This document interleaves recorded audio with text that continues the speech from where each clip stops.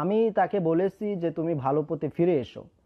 সে কি করেছে, সে নানান ধরনের কথাবার্তা আমার নামে রটনা করেছে এবং আমার সৈনিকদের কাছে সে বলেছে আমি ভুয়া, আমি ভণ্ড প্রতারক, আমি দুর্নীতিবাজ, আমি ছিনতাইকারী। তো আমাকে এইসব গালাগালি করেছে। ভাই আপনারা বলেন এখানে আমার কোনো দোষ আছে? এই খলিফা নামক মেয়েটা যে আমার বিরুদ্ধে এরকম কথাবার্তা বলল, আপনারা নিজের বিবেক দিয়ে বিচার করুন। আমি কি তাকে ভুল কথা বলেছিলাম? আমি বলেছিলাম যে তুমি ধর্মের পথে ফিরে এসো। সে কি করেছে? ধর্মের পথে ফিরে আসেনি। ইমতিয়াজ আবির লিখেছেন, ভাই গত লাইভে দেখানো ব্রাটা কোন জায়গা থেকে কিনেছেন? ও ভাই আপনি একটা কথা মনে করছেন, ভালো কথা, আপনাকে ধন্যবাদ। আসলে এটা নিয়ে অনেকে সমালোচনা করেছে যে আমি গত লাইভে যখন লাইভ করছিলাম আমার পাশে একটা ছিমার্কা জিনিস ছিল। তো ভাই এটা কোথা থেকে কিনেছি? আসলে এটা তো বাজার থেকে আমাদের পক্ষে কিনা সম্ভব না, কারণ লোক লজ্জার ভয়। এটা কিনতেও হয়, আপনারা জানেন।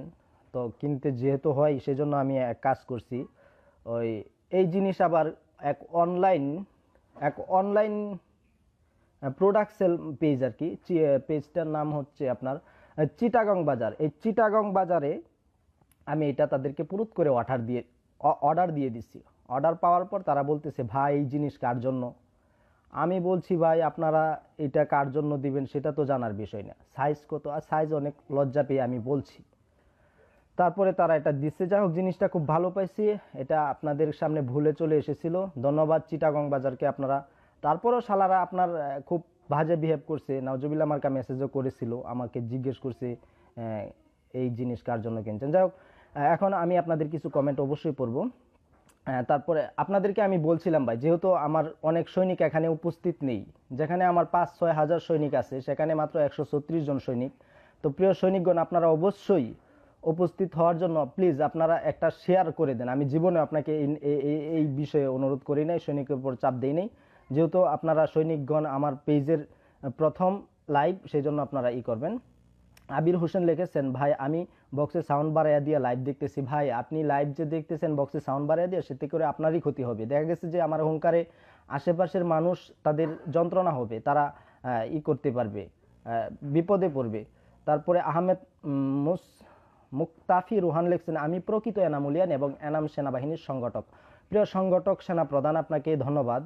আপনি এনামুলিয়ান হয়ে দেশে কাজ করে যান, অবশ্যই এনাম আপনাদের পাশে থাকবে সবসময়।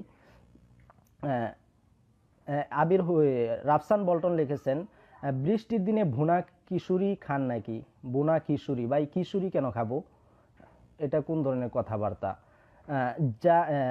জাহিন জুবাইর লিখছেন, ভাই কেমন আছেন? আলহামদুলিল্লাহ ভালো আছি, আপনি আশা করি ভালো আছেন। এমডি সাজ্জাদ হোসেন লিখেছেন, আজকে পাক করছো ভাই? ভাই আমি সবসময় পাক বয়, একটা পাক ছেলে।